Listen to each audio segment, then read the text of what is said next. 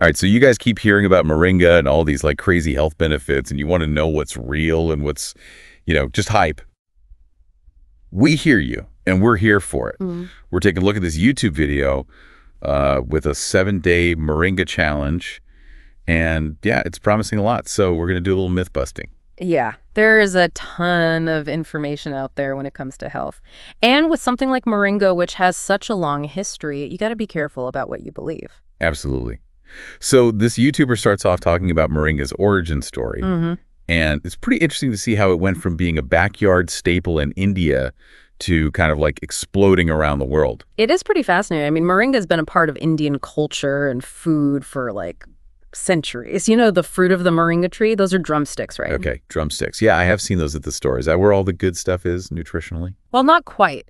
Think of drumsticks more like a tasty appetizer. Good for you. But the Moringa leaves are where it's at. They're like packed with way more vitamins, minerals, antioxidants, all that good stuff. We're talking vitamins A, C, E, iron, calcium, tons more. Sounds like a nutritional powerhouse. Yeah. So how did this YouTuber try it out? They weren't just eating like handfuls of leaves straight from the tree. Oh, right. They used Moringa powder, got pretty creative with it. They made smoothies with lemon and honey, sprinkled it on salads, even mixed it into guacamole. They even put it in protein shakes. Definitely sounds like they wanted to see if it was the real deal. Okay, so results time. This video claims Moringa made their hair thicker and they had less hair fall. Wasn't that because of quercetin? Yeah, quercetin. Now that's where things get interesting. Quercetin's a flavonoid, and those are antioxidants found in a lot of plants, actually. There's been some research on it and its potential to reduce inflammation and protect cells from damage. Some early studies suggest it might even help hair growth, maybe by protecting hair follicles and increasing blood flow to the scalp. Okay, so there's a chance it works, but we need more research to know for sure. What about their skin? The YouTuber said they saw a noticeable improvement in their skin after just a week of Moringa. Moringa does have nutrients that could explain that. Like vitamins A and C, they're both great for your skin. Vitamin A is known to promote cell turnover and collagen production, which keeps your skin looking young and plump. And vitamin C is a really strong antioxidant, protects your skin from damage. Interesting. So it seems like Moringa has some good science behind it, at least for skin.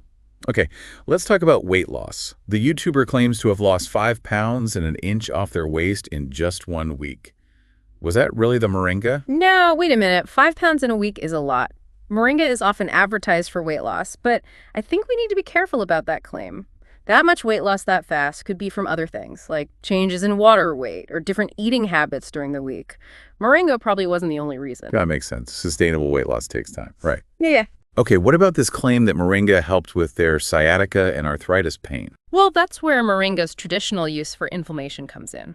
Moringa's got these compounds called isothiocyanates that have shown potential in reducing inflammation throughout the body. And we know that things like arthritis are linked to chronic inflammation. Okay, so there could be a connection there, but more research is needed to see how effective it really is. The YouTuber also mentioned other possible benefits like lower blood sugar and more milk production for breastfeeding moms. What's up with that? Interesting points. Moringa does have compounds like chlorogenic acid and isothiocyanates, and they've been studied for their potential to regulate blood sugar. And traditionally, Moringa has been used to help with lactation. But like the other claims, we need more research, especially large-scale studies, to confirm whether these effects are real. Okay, so some potential, but got to be careful not just believe everything, right? The YouTuber did mention one downside, though. The taste. Apparently, Moringa is pretty bitter and strong. Yeah, it can be. Kind of earthy and bitter, so lots of people prefer to mix it with other things. The YouTuber did get pretty creative, though. Apple juice, lemon water, honey, even guacamole. Exactly. I think that's important for anyone thinking about trying Moringa. You don't have to force yourself to eat it if you hate the taste. There are tons of ways to add it to your diet. That's a good point. It reminds me of when I first started eating more greens. I had to sneak them into smoothies and sauces before I could just eat them plain. Totally. Speaking of sneaking things in, the YouTubers even put Moringa powder into their protein shakes. That's a good idea for anyone looking to get more protein, especially if they're plant-based. Moringa is actually a complete protein, you know? It's got all 9 essential amino acids. Wait, essential amino acids. Can you explain that a bit more? Sure. Amino acids are what make up proteins, and we need protein for pretty much everything. building and repairing tissues, making hormones and enzymes. Our bodies can make some of these amino acids on their own, but there are 9 that we have to get from our diet. Those are the essential ones.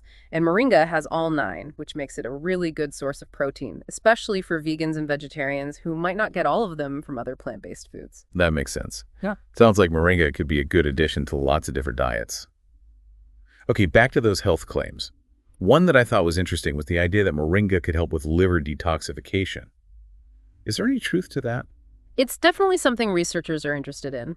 Some studies show that certain things in Moringa, like isothiocyanates and flavonoids, might actually protect the liver from damage and help it work better. Most of this research has been done on animals or in test tubes, though, so we need more studies with people to understand if it really works and how effective it is. So promising, but we need more info. What about the stomach bug claim? I feel like that would be huge for people who travel a lot, like me. Yeah, for sure. Moringa has been used traditionally for its antimicrobial properties, and there's some evidence suggesting it might have antibacterial and antiviral activity against certain pathogens that can mess with your stomach. But again, more research is needed before we can say for sure if it can prevent or treat stomach infections. So not a cure-all for stomach problems, but maybe a helpful addition to good hygiene and other preventative measures. Got it. Now let's talk about Moringa as a plant-based protein source. We already talked about the essential amino acids, but how does it compare to other plant-based proteins? Moringa leaves are a good source of protein, around 30% by weight. That's higher than a lot of other plant-based sources like grains and beans. And like we said, it has all 9 essential amino acids, which is a big plus. But it's important to remember that how much protein you actually get from Moringa depends on how much you eat and how it's prepared. So a valuable part of a plant-based diet, but not a replacement for a variety of protein sources. Got it. This brings up something we've been talking about throughout this deep dive. Moringa is not a miracle cure. It's more like a tool to help improve things, not a solution on its own. Exactly. It's one piece of the puzzle, not the whole picture. That's why it's so important to look at these claims realistically. Moringa does have potential, but it's not going to magically fix everything. It's about incorporating it into an overall healthy lifestyle with a good diet, regular exercise, and other healthy habits. That's a great analogy. We can get so caught up in all the hype about superfoods, but at the end of the day, it's about our overall health. Speaking of the bigger picture, I think it's time we talk about something that's often overlooked when it comes to food and supplements: sustainability and ethical sourcing. Totally. As Moringa becomes more popular, it's super important to make sure it's being produced in a way that's good for the environment and the people involved. We can't just focus on the potential benefits without thinking about the impact on the planet and the communities growing it. So what are some key things listeners should look for when it comes to sourcing Moringa ethically and sustainably? Well, for starters, transparency is huge. You want brands that are open about where their Moringa comes from, how it's grown, and how they treat their workers. Look for companies that prioritize fair trade and organic farming. Fair trade and organic. Yeah. Yeah, I definitely look for those labels when I buy coffee and chocolate. But why are those certifications especially important for Moringa? Well, fair trade ensures that the farmers and workers are getting paid fairly and that they're working in safe conditions. It's about empowering those communities. And organic farming is all about protecting the environment by avoiding nasty pesticides and herbicides that can really damage ecosystems and pollute water. So it's about making choices that are good for both people and the planet. Right. Makes sense. And I imagine transportation plays a role too, especially since Moringa is often grown in the tropics and shipped all over the world. You're absolutely right. Food miles can have a big impact on the environment. If you can find locally sourced Moringa, that's great.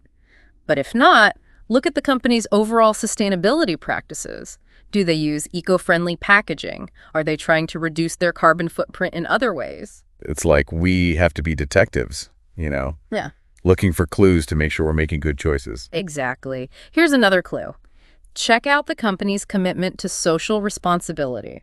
Do they support the communities where they source their Moringa? Are they involved in projects like reforestation or sustainable agriculture?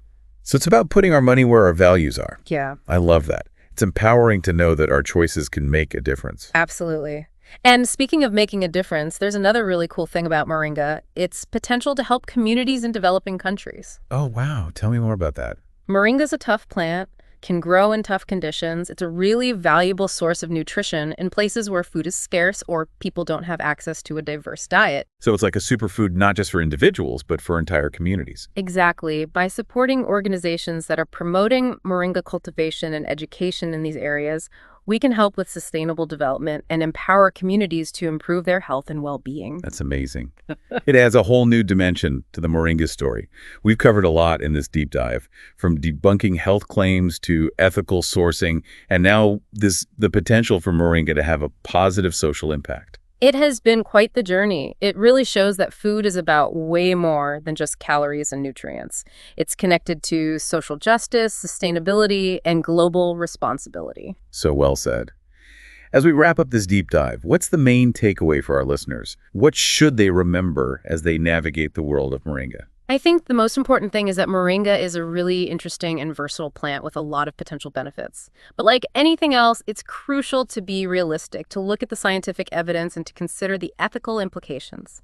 Couldn't agree more. We've learned so much today, from moringa's origins in India to its rise as this superfood.